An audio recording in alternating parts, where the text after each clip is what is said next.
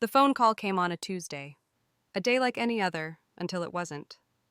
The voice on the other end, a grim-faced police officer, spoke words that shattered my world into a million irreparable pieces. There's been an accident. A boating incident. We believe your husband. He didn't make it. My breath hitched, the world tilting violently. Mark? My Mark? Gone? It felt impossible, a cruel joke. We had argued that morning, something trivial about finances, the constant strain of never having enough. He'd stormed out, muttering about needing space, taking the small boat he loved out onto the choppy lake. Now they were telling me he was gone forever. The initial shock was a physical blow, stealing the air from my lungs. Then came the wave of grief, so potent it threatened to drown me right there in my sunlit kitchen. But beneath the grief, a cold dread began to seep in. The debts, the maxed-out credit cards, the second mortgage we couldn't afford.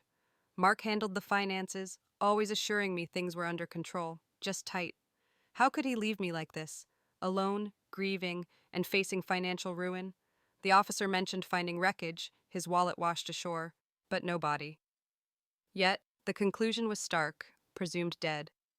Little did I know, this devastating news was just the first act in a drama far more complex and twisted than I could ever imagine. My world hadn't just shattered, it was about to be rebuilt on a foundation of lies and a staggering secret.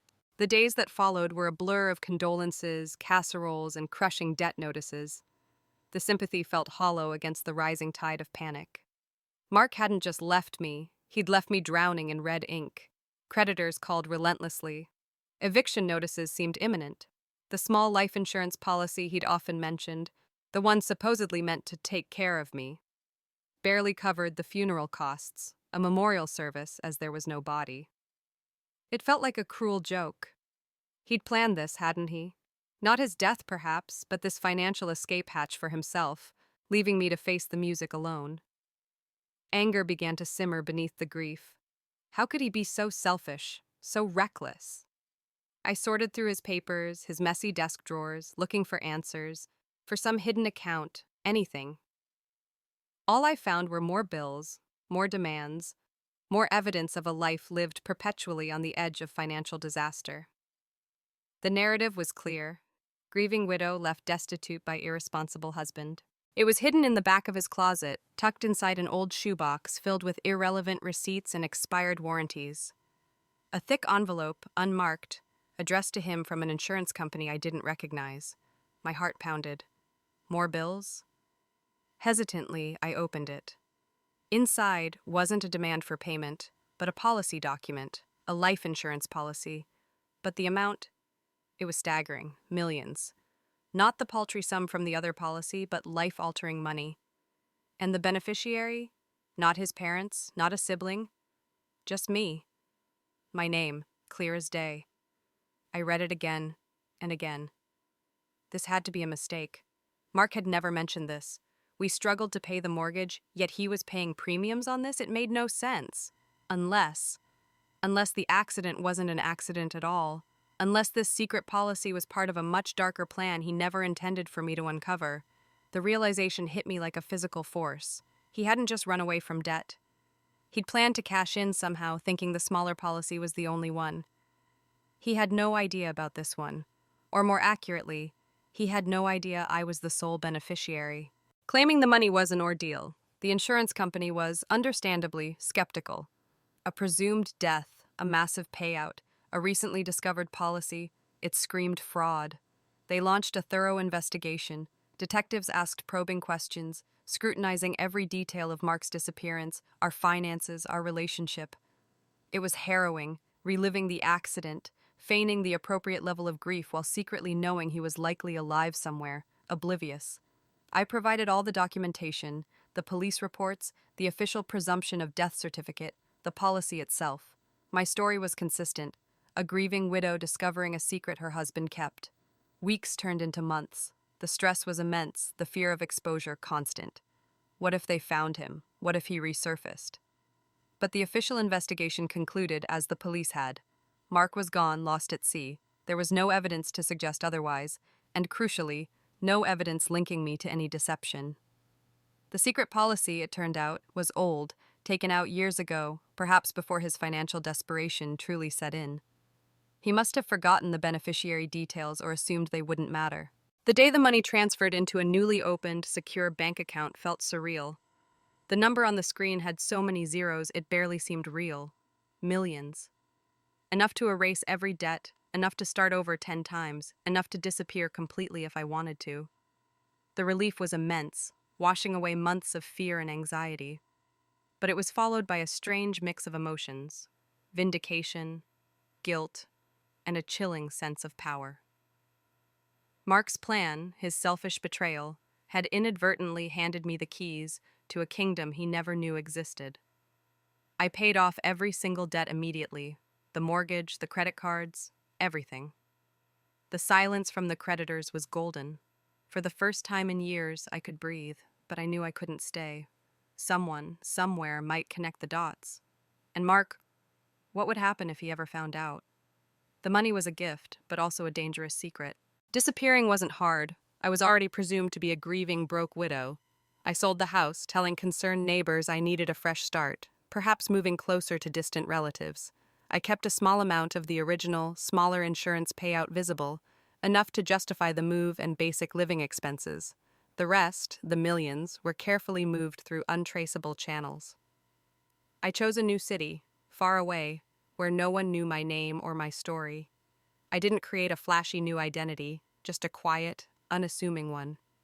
A modest apartment, a part-time job, and a library for structure, not for need. The freedom was intoxicating. No more worrying about bills, no more walking on eggshells around Mark's moods. I traveled, cautiously at first, then more boldly. Saw places I'd only dreamed of, learned new things. Became someone new, someone defined by her own choices, not by a man's betrayal. Yet the shadow of the secret remained, a constant companion. Years passed. My new life settled into a comfortable rhythm. Occasionally, morbid curiosity would get the better of me. I'd use untraceable methods online to search for any sign of Mark. Nothing concrete ever surfaced under his name. But I heard whispers, saw fleeting mentions in obscure forums related to offshore havens or places known for harboring fugitives. Small-time scams, mentions of a man matching his description living rough, always looking over his shoulder. It painted a picture of a man who got away with his death, but none of the anticipated rewards. He likely received the small insurance payout through some complex, prearranged method, but it wouldn't have lasted long given his spending habits. He was out there, likely broke, paranoid, and forever trapped by the lie he'd created, completely unaware of the fortune he'd inadvertently left behind for me. There was a grim satisfaction in knowing his grand plan had backfired so spectacularly. Living with the secret wasn't always easy. There were moments of guilt, sharp pangs when I thought about the sheer deceit involved. Was I any better than him? But then I remembered the years of financial anxiety he put me through, the lies, the ultimate betrayal of faking his death to abandon me with his problems. He made his choice. This outcome, this strange twist of fate, was the consequence. The money changed me, undeniably. It bought security, freedom, experiences, but it also built walls. I kept people at arm's length, unable to share the truth of my past or the source of my quiet wealth. It was a gilded cage, in some ways. Comfortable, beautiful, but isolating. I learned to live with the duality, the surface calm and the hidden depths of my story. Justice, I realized, wasn't always about courts and punishment. Sometimes, it was simply the universe delivering a profound, unexpected irony. I didn't hoard the money. After ensuring my own lifelong security through careful investments, I found ways to let it do some good, anonymously.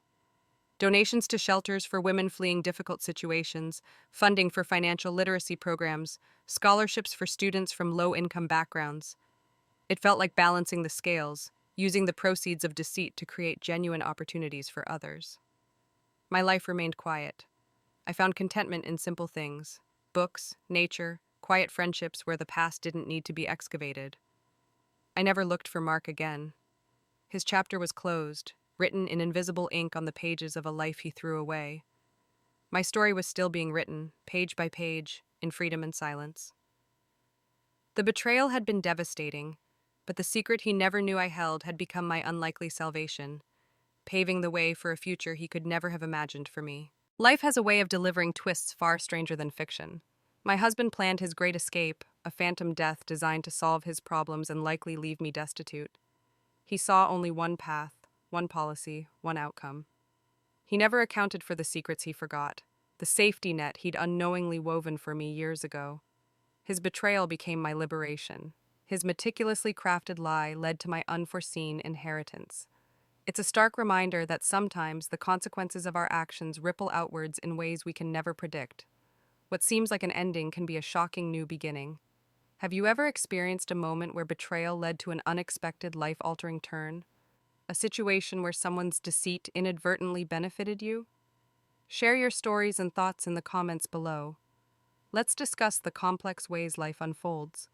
If you found this story compelling, please give it a thumbs up, share it with others who appreciate tales of intricate twists, and subscribe for more stories about secrets, survival, and the surprising nature of justice. Thank you for watching. Remember, sometimes the deepest secrets hold the most unexpected keys.